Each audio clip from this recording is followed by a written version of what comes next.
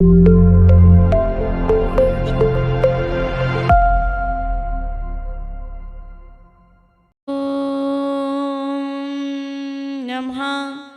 सिद्धिभ्याम्।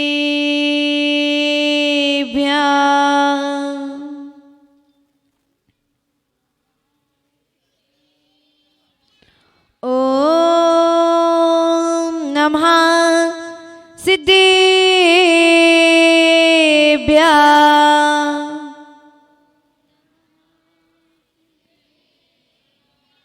ॐ नमः सिद्धिभ्याम्।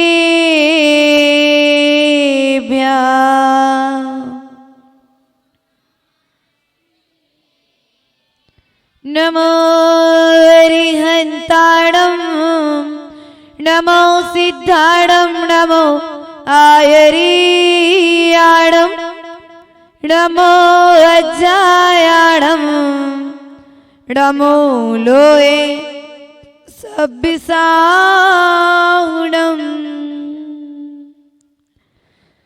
नमः श्रीवर्धमानाय निदोत्कलिलात्मने सालोकानां त्रिलोकानां यद्विद्यादर्पणायते धन्य साधनापिकी धन्य तपस्या त्याग धन्य धन्य गुरुदेव दे दो विभव विराग।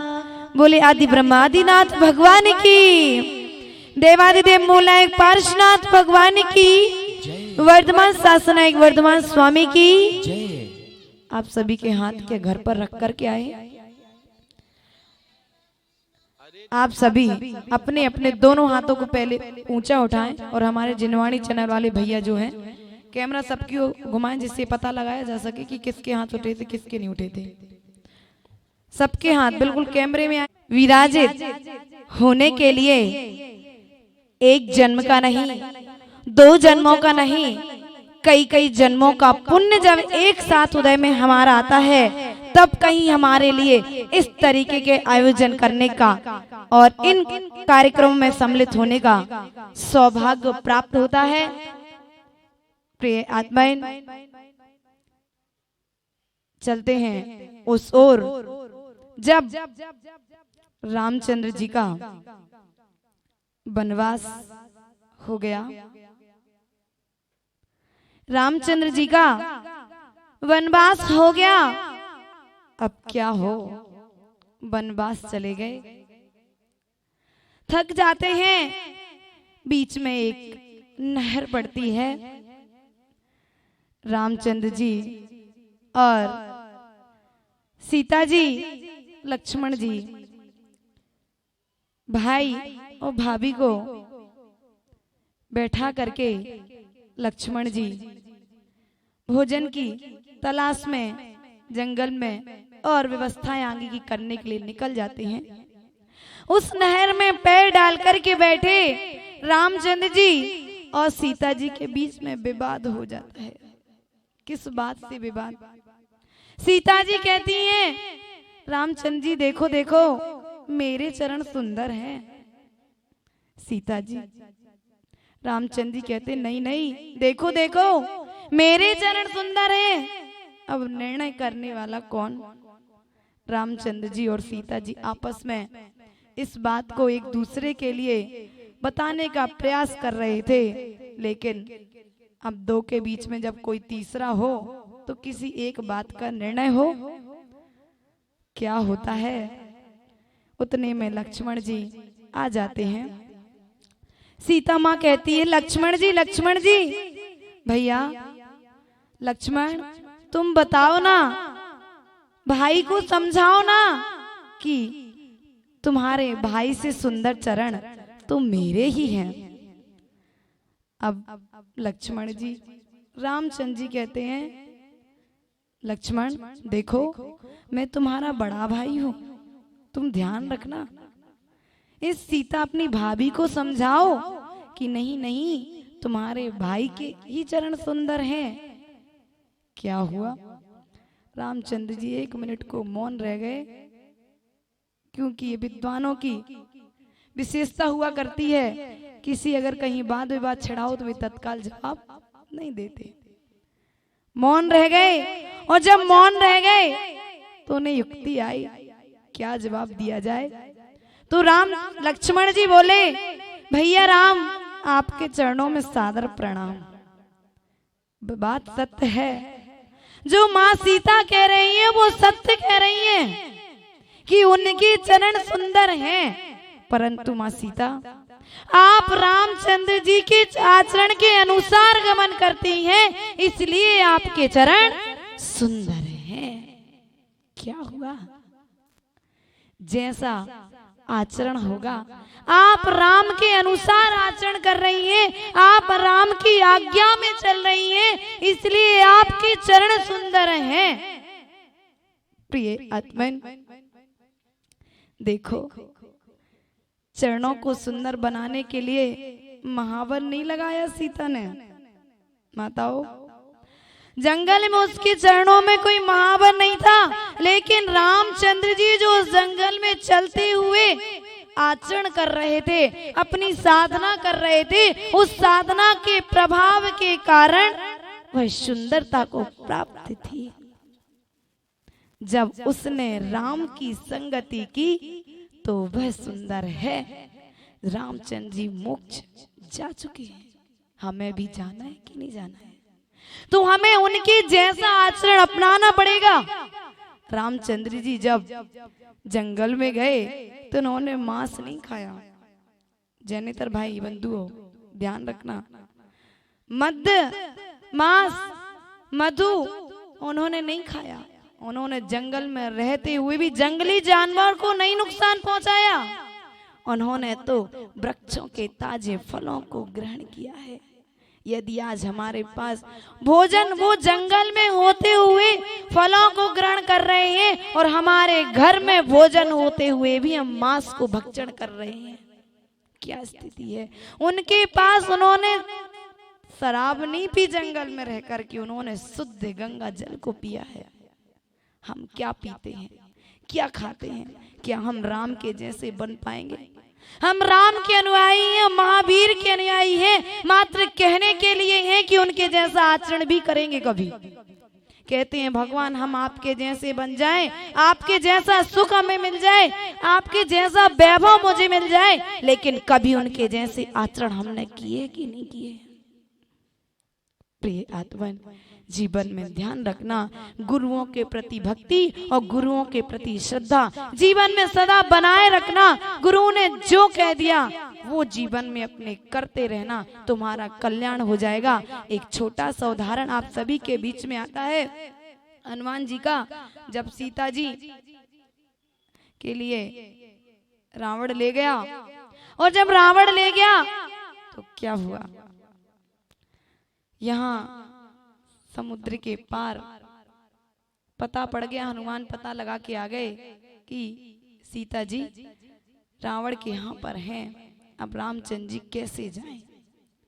कहा गया, रामचंद्र जी ने आदेश दे दिया वानर सेना को कि जाकर के तुम एक पुल का निर्माण करो, हम युद्ध के लिए यहाँ से प्रस्थान करेंगे। अब पानी में पत्थर कैसे ठहरेगा? हनुमान जी की श्रद्धा और भक्ति बहुत थी रामचंद्र जी के प्रति। वे क्या करते हैं?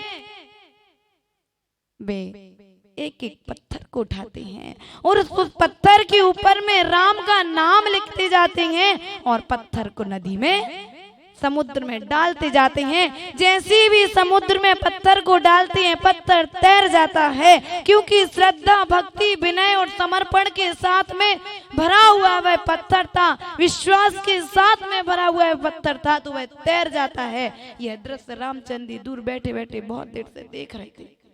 वे कहते हैं इतनी सेना, चलो एक एक पत्थर मैं भी डालूंगा, कुछ सहयोग मिल जाएगा, जल्दी पुल बन जाएगा।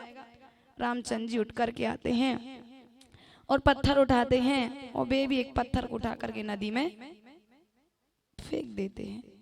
और जैसे ही रामचंद्र जी पत्थर को नदी में फेंकते हैं, समुद्र में डालते हैं, क्या होता है, वो पत्थर डूब जाता है। हनुमान जी तो भक्त तो थे ही, साथ में बच्चे के जैसे थे रामचंद्र जी को। तो अब हनुमान जी कहते मैंने देख लिया, मैंने देख लिया। अब रामचंद्र जी को चिंता, अब क्या होगा। अरे इसने पत्थर डाला तो पत्थर तैर रहे हैं, ओ मैंने पत्थर डाला तो पत्थर डूब गए। अब क्या होगा, अगर इसने सबको बता दिया तो मेरा तो क्या हुआ। रामचंद्र जी कहते हैं देखो हनुमान, तुम मेरे प्रिय शिष्य हो, तुम मेरे सच्चे भक्त हो, किसी से मत कहना कि तुमने पत्थर डाला और नदी में तैर गया और मैंने पत्थर डाला सो डूब गया। रामचंद्र जी अब हनुमान को मना रहे हैं। हनुमान जी कहते नहीं नहीं, मैं तो ये बात सबको बताऊंगा। और थोड़ा सा आगे दौड़ करके और जो नहीं थे उन सबको इकट्ठा कर लेते हैं। और जैसे इकट्ठा करते हैं सबसे कहते हैं सुनो भाई सुनो। लक्ष्मण जी फिर कहते हैं भाई क्या बात है, आप इतने हनुमान को क्यों मना रहे हो, जाने दो उसको, जो कहना है करने दो, आप तो राजा हो, आप क्यों डरते हो। रामचंद्र लक्ष्मण जी, भाई किसी के सामने गिड़गड़ाए लक्ष्मण कैसे सहन कर सकते थे। क्या होता है, अब लक्ष्मण जी कहते हैं भाई हनुमान क्या बात है, तुम इतना क्यों आज भाई को परेशान कर रहे हो। लक्ष्मण जी कहते, हनुमान जी कहते हैं भाई बैठो, तुम भी सुनो। आज बहुत गजब की घटना हुई, बहुत आश्चर्य की बात है, शायद तुम भी सुनोगे तो तुम भी सुनकर के रह जाओगे। अब और सबके मन में उत्सुकता, क्या बात हुई, क्या हुआ। सबके मन में जब उत्सुकता जागृत हो जाती है तो लक्ष्मण जी कहते हैं, हनुमान जी कहते हैं देखो, जिसने रामचंद्र जी के भक्ति से भरा हुआ पत्थर नदी में डाला, नाम से लिखा हुआ पत्थर नदी में डाला, समुद्र में डाला, वह तैर गया। और जिस पत्थर को रामचंद्र जी ने नदी में डाला वह पत्थर डूब गया। ये परम सत्य है। इससे क्या हो गया, सब सोचे। कहने का तात्पर्य यहाँ पर यही हनुमान जी बोले, मेरे कहने का तात्पर्य है जिसने राम के चरणों को पकड़ लिया वो भवसागर से पार हो गया, और जिसे रामचंद्र जी ने छोड़ दिया वो संसार सागर में डूब गया। प्रिय आत्मन, ध्यान रखना है, हमें अपने पूर्वाचार्यों से, अपने गुरुओं के चरित्र को मात्र पढ़ना नहीं है, रामचरित्र मानस को मात्र पढ़ना नहीं है, अपने मानस पटल पर स्थापित करना है। उनके जैसे आचरण को अपने जीवन में लेकर के आना है, क्योंकि जीवन परिवर्तित करने के लिए हमें भगवान की आवश्यकता है, भक्तों की आवश्यकता नहीं है। हनुमान ने अपना जीवन परिवर्तित किया, भगवान को अपने हृदय में स्थापित किया। उसने रामचंद्र जी ने भक्त तो अपने आप बन जाएंगे, तुम भगवान जैसे लक्षण करने लग जाओ। यदि सच में आप सभी भगवान बनना चाहते हैं, भगवान आत्मा बनना चाहते हैं, भगवान के जैसा बनना चाहते हैं, तो भगवान के जैसी भक्ति करने में लग जाओ, क्योंकि जो भगवान की भक्ति करता है वो कभी दुख को प्राप्त नहीं होता है।